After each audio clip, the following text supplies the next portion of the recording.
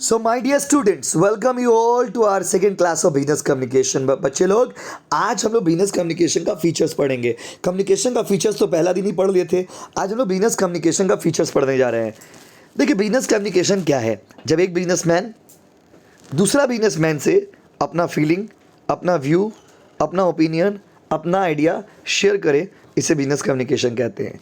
तो business communication is the process of exchange of idea, opinion, view, message, information from one business house to another business house.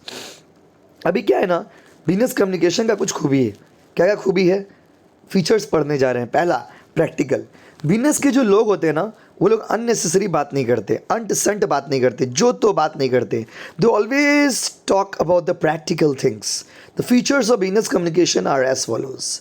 Effective business communication deals with practical aspect of information, explains why, how, when, like queries. क्या किया, क्यों किया, कैसे किया, कब किया, ये सारे सवालों का जवाब बिजनेस कम्युनिकेशन देता है। It bypasses impractical, imaginary, unnecessary, repetitive information to eliminate waste of time. कभी भी आप देखोगे बिजनेस कम्युनिकेशन वाले लोग अंट संट, जो तो, एक ही बात को बार बार बोलना, ये सब काम बिजनेस कम्युनिकेशन वाले लोग नहीं करते। बिजनेस में जो बातचीत होता है वो प्रैक्टिकल होता है और टू द पॉइंट होता है। प्रैक्टिकल होता है और टू द पॉइंट होता है। अब आइए इसका फीचर्स पढ़ते हैं। एग्जिस्टेंस ऑफ टू और मोर पर्सन, जो कि आपको उसी दिन पढ़ा दिए थे। बिजनेस कम्युनिकेशन करने के लिए भी दो लोग चाहिए। तीसरा बात है भैया फैक्चुअल होना चाहिए। भैया फैक्चुअल का मतलब क्या है? जा बाबा, फैक्चुअल मतलब एक्चुअल तो हम लोग सुने थे, ये फैक्चुअल क्या होता है? चलो चलो चलो आज बताते हैं फैक्चुअल का मतलब। फैक्चुअल मतलब फैक्ट के साथ बात करना, सच्चाई के साथ बात करना, चीज़ों के प्रूफ के साथ बात करना। बिजनेसमैन लोग एक्चुअल एक्चुअल नहीं बोलते हैं, बिजनेसमैन लोग फैक्चुअल फैक्चुअल बोलते हैं। बिजनेसमैन लोग टू द पॉइंट बात करते हैं। Important date, important time, important place, important information, पूरे फैक्ट्स के साथ बात करते हैं माय डियर स्टूडेंट। देखिए, अच्छा अगला है clear and brief. Business communication छोटा होना चाहिए और साफ सुथरा होना चाहिए। छोटा बेटर प्रेजेंटेशन के लिए आप देखते होंगे बिजनेस में हम लोग chart, diagram, symbol, words, figures, ये सारा चीज़ यूज़ करते हैं। तो बिजनेस में जो कम्युनिकेशन होगा वो बिजनेस में जो कम्युनिकेशन होगा वो एक्चुअल नहीं होगा, फैक्चुअल होगा। Do you know the meaning of factual? Do you know the meaning of factual? Yes, facts के साथ। ऑफिस में जब आप बात करेंगे टू द पॉइंट बात करेंगे, फैक्ट्स के साथ बात करेंगे। ऑफिस वाले लोग अंडरस्टैंड बात नहीं करते हैं, एक्चुअल नहीं, फैक्चुअल, फैक्चुअल बात। आइए,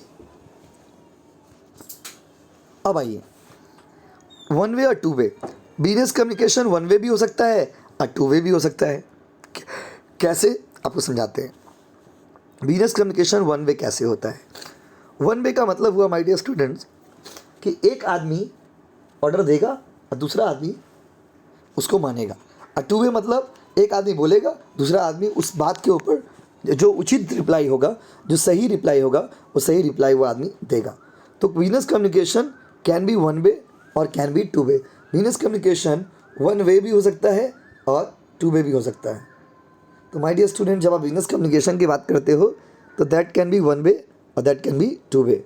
वो वन वे भी हो सकता है और वो टू वे भी हो सकता है। तो बिजनेस कम्युनिकेशन का ज़रूरी नहीं है कि टू वे ही होगा, ये वन वे भी हो सकता है और टू वे भी हो सकता है।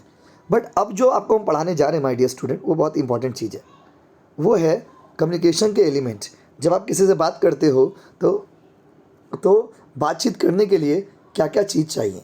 जब आप किसी से बातचीत करते हो, देखो जब हम किसी को हाई भी लिख के भेजते हैं ना माय डियर स्टूडेंट, उसमें ये सारे स्टेप्स इन्वॉल्व होते हैं, जो स्टेप्स मैं आपको अभी पढ़ाने जा रहा हूँ।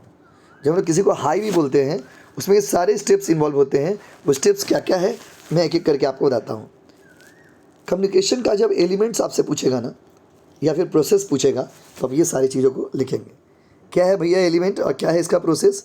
देखिए, कम्युनिकेशन में be defined as the exchange of idea, views and opinion between और among the different persons. To it helps to bring together persons. ये लोगों को करीब लाने में हेल्प करता है। बिजनेस कम्युनिकेशन के कुछ एलिमेंट देखिए। पहला, सेंडर। माय डियर स्टूडेंट, जब आप किसी से बात करोगे तो सबसे पहला पार्टी होता है सेंडर, मैसेज भेजने वाला। हो गया। As we know the communication is a two way process, so there are two persons that are needed. तो the person who send the message is known as sender. जो आदमी message भेजता है उसको हम लोग क्या बोलते हैं बाबू? सेंडर। सेंडर हो गया। अच्छा, अगला है आइडिया और message. Every sender, my dear student, sender होने से तो नहीं होगा, सेंडर को तो मैसेज सोचना पड़ेगा। तो हर एक सेंडर अपना माइंड में जो चीज़ प्रोसेस करता है, चाहे वो व्यू हो, चाहे वो ओपिनियन हो, चाहे वो इन्फॉर्मेशन हो, जो चीज़ उसके माइंड में प्रोसेस करता है उसको हम लोग बोलते हैं आइडिया और मैसेज। तो every sender send some message और आइडिया। तो माय डियर स्टूडेंट, हर एक सेंडर को कोई ना कुछ माइंड में उसका चलते रहता है। आपके मन में जो आपके फीलिंग्स होते हैं वो आप मैसेज है, आइडिया वो मैसेज है, व्यू वो मैसेज है, आपका सोच एक मैसेज है। तो message is the idea that process in our mind. तो सबसे पहला पार्टी सेंडर। सेंडर क्या तैयार करेगा? मैसेज। मैसेज बनाने के बाद उसको करना पड़ेगा इनकोडिंग। इनकोडिंग मतलब जो आप सोच रहे हो उसको एक प्रॉपर वर्ड या फिर सिंबल या फिर डायग्राम या फिर पिक्चर में आप कन्वर्ट करते हो। सपोज मैं सोच रहा हूँ हाई बोलूँगा किसी को, तो HI high, HIE high, HEY हे, तो बहुत सारा तरीका होता है लिखने का। तो ये होता है इनकोडिंग करना। Since subject matter of communication is the theoretical cheese. Communication जो दिमाग में चलता है हम लोग का वो तो थियोरेटिकल चीज़ है, वो तो इनटेंजिबल चीज़ है। इसीलिए मैसेज को पास करने के लिए हम लोग को सिंबल का इस्तेमाल करना पड़ता है, पिक्चर का इस्तेमाल करना पड़ता है, वर्ड्स का इस्तेमाल करना पड़ता है। तो जब आप अपने मैसेज को वर्ड में, पिक्चर में, एक्शन में कन्वर्ट करोगे, इसे हम लोग इनकोडिंग कहेंगे। और इनकोडिंग थर्ड स्टेप हो गया। इनकोडिंग करने के बाद हम लोग चैनल सेलेक्ट करते हैं। चैनल मतलब हम कैसे अपना मैसेज भेजेंगे। हम रिटेन मैसेज से भेजेंगे या ओरल भेजेंगे, हम ऑनलाइन भेजेंगे या फेस टू फेस भेजेंगे, हम ईमेल से भेजेंगे या व्हाट्सएप से भेजेंगे। So you have to choose the channel of communication. The person who is interested in communication chooses the suitable channel of communication through which he or she wants to communicate. Generally, there are many channels of communication, but sender always prefer that channel which suit the interest of both person. वैसे तो channel बहुत होते हैं, लेकिन sender हमेशा उस channel को पसंद करता है जो दोनों के पास हो। मैं व्हाट्सअप यूज़ करता हूँ, बट आप व्हाट्सअप यूज़ नहीं करते हो, तो कोई फ़ायदा नहीं है। अगर आप फेसबुक यूज़ करते हो, मैं फेसबुक से ही आपको मैसेज दूंगा, क्योंकि हमेशा वो चैनल चुनिए जो वायर के रिसीवर के पास भी हो और आपके पास भी हो। अगला होता है बाबू रिसीवर। पांचवा स्टेज में रिसीवर कौन? जो आदमी मैसेज रिसीव करेगा, जिसको मैसेज दिया जाएगा। My dear student, receiver message को अपना हिसाब से, अपना बुद्धि के हिसाब से, अपना नॉलेज के हिसाब से समझेगा। तो रिसीवर वो आदमी होता है जो मैसेज को रिसीव करता है, जो मैसेज को सुनता है, मैसेज को समझता है। उसके बाद होता है बाबू डिकोडिंग। डिकोडिंग क्या है? तो decoding is the process of breaking the message और understanding the message in such a way so that meaning of message should be exactly as send by the sender. Decoding देखो, जैसे encoding में sender करता है और decoding receiver करता है। Encoding में सेंडर जो है वो मैसेज को सजाता है, और डिकोडिंग में रिसीवर जो है मैसेज को ब्रेक करके अपना बुद्धि के हिसाब से, अपना नॉलेज के हिसाब से समझने की कोशिश करता है। अगर मैंने कुछ मैसेज लिख के भेजा है तो उसको आप कितना समझ रहे हो और किस लेवल में समझ रहे हो और कैसे समझ रहे हो, इसे हम लोग डिकोडिंग कहते हैं। और उसके बाद लास्ट में होता है बाबू फीडबैक। फीडबैक का मतलब होता है रिप्लाई। फीडबैक का मतलब होता है रिप्लाई, जो कि पॉजिटिव भी हो सकता है और नेगेटिव भी हो सकता है। तो ये कुछ कॉमन एलिमेंट्स हो गए कम्युनिकेशन के। क्या क्या? Sender, message, encoding, channel, receiver, decoding, feedback. तो ये अलग अलग स्टेप है जिसके थ्रू आप कम्युनिकेशन करते हो, जिसके थ्रू आप किसी से बात करते हो। अब मैं कम्युनिकेशन के अलग अलग मॉडल के बारे में आपको पढ़ाऊंगा। Different models of communication, communication के अलग अलग मॉडल। सबसे पहला है historical model. Historical model Greek philosopher Aristotle ने दिया था।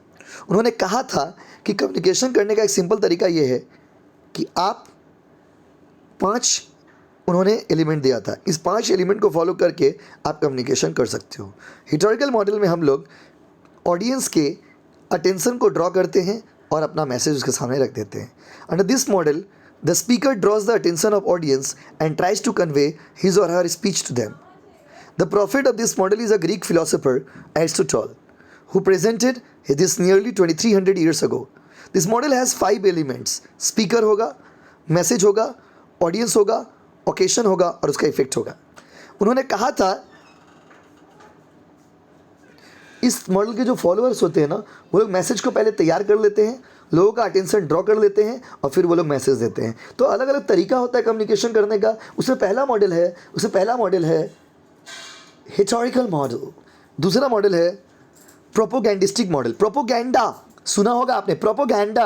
प्रोपोगैंडा मतलब होता है माय डियर स्टूडेंट एजेंडा को चलाना। जनरली जो रिलीजियस लोग होते हैं ना, रिलीजियस लोग, वो लोग प्रोपोगैंडिस्टिक मॉडल यूज़ करते हैं। प्रोपोगैंडिस्टिक मॉडल में क्या होता है, हम लोग अपना एक प्रोपोगैंडा, अपना एक विचारधारा को रखते हैं। अगर आप जिस धर्म से हो, आपके जो धर्म गुरु लोग हैं ना, वो लोग इस मॉडल को फॉलो करते हैं। The principle of this model are to convey information to all. कोई रूल बताना है, कोई प्रिंसिपल बताना है, तो लोग प्रोपेगेंडिस्टिक मॉडल का इस्तेमाल करते हैं। प्रोपेगेंडिस्टिक मॉडल हम लोग आप लोग का चीज़ नहीं है, सब पॉलिटिकल पार्टीज़, रिलीजियस पार्टीज़, उन लोग सब यूज़ करते हैं। अगला ये नेगोशिएबल मॉडल। नेगोशिएबल मॉडल का मतलब होता है माय डियर स्टूडेंट बार्गेनिंग करना। दो कंट्री के बीच में इंटरनेशनल मॉडल यूज़ होता है।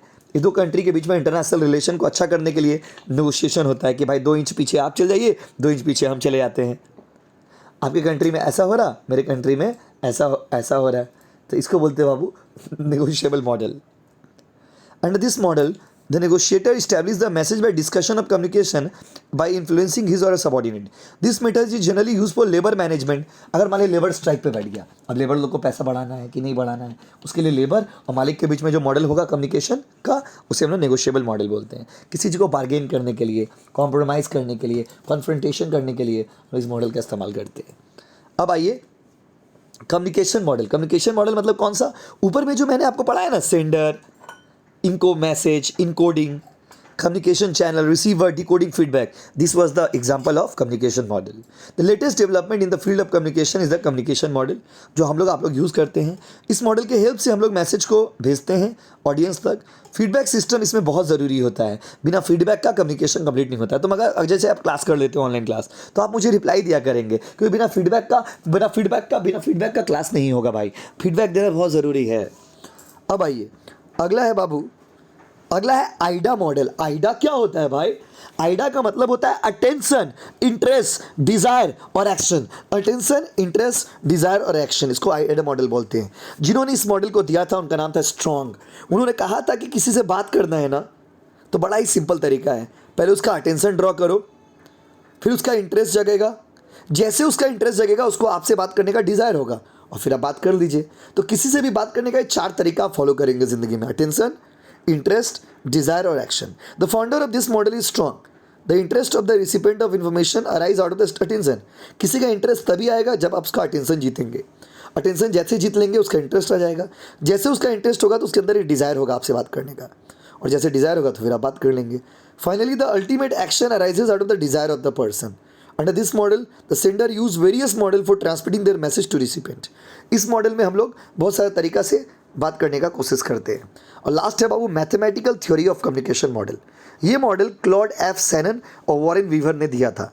उनके हिसाब से 1947 में ये मॉडल लॉन्च हुआ था, बट 1949 में पब्लिश हुआ। इस मॉडल में उन्होंने कहा कि इस मॉडल में सोर्स ऑफ मैसेज बहुत इंपॉर्टेंट होता है। इस मॉडल में बोला गया कि बहुत बार ऐसा होता है कि हम लोग बात अच्छा कर लेते हैं, लेकिन हम लोग के पास मैसेज पहुंचता ही नहीं है रिसीवर के पास, ये एक बहुत बड़ा प्रॉब्लम होता है। तो मैथमेटिकल थ्योरी में source of information, transmission of transmitter, receiver और डेस्टिनेशन, ये 4 चीज़ पे फोकस किया गया। Source, transmitter, receiver, destination. Source मतलब मैसेज कहाँ से आ रहा है, ट्रांसमीटर मतलब कौन मैसेज दे रहा है, रिसीवर मतलब कौन डिकोड करेगा, और डेस्टिनेशन मतलब किसको मैसेज दे रहे हैं और कहाँ पर ये मैसेज जा रहा है। तो यहाँ तक आज हम लोग पढ़ेंगे, इसको आप रीडिंग करिए, रीडिंग करके आप लोग रिप्लाई दीजिए कि yes I have done the class. अगर आपको थोड़ा भी अच्छा लगा हो तो अपने दोस्तों में शेयर करिए। Thank you so much everybody. यहाँ तक हम लोग आज क्लास में कर रहे हैं, फिर हम लोग अगला क्लास में मिलेंगे। तब तक के लिए bye, good night, take care and love you allot.